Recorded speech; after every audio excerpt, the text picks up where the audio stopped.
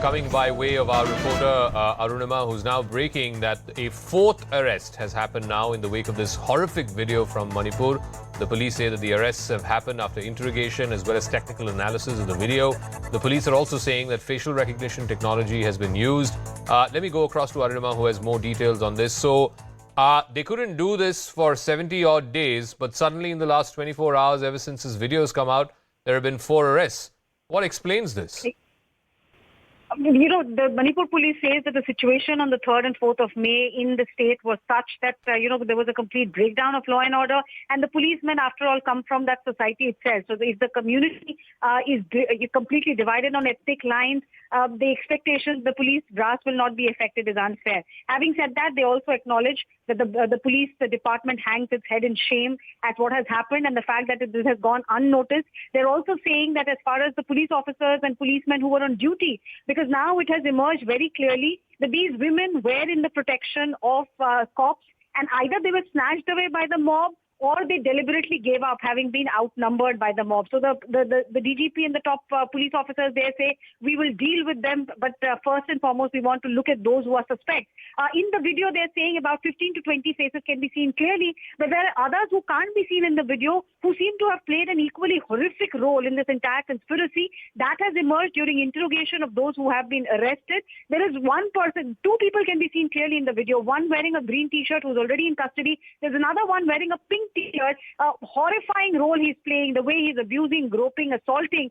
Police is not confirming his arrest as yet, but it is saying that after interrogation, total 4, 1 arrest was confirmed by Biren Singh also, and we broke that story this morning. 3 more have been now in custody, and more people have been identified. So by tomorrow, we could hear more from the Manipur police. Like I said, at least 20 people can be seen in the video clearly, and interrogation is leading them to more people who could have conspired actually to carry out this brutal assault. Arunima, very quickly, is there any word from the higher-ups there in Manipur as to the role of the police? I believe that these 2 women were in some form of custody of the police, maybe not physically in a police station, but the police were taking them away from one particular locality to another.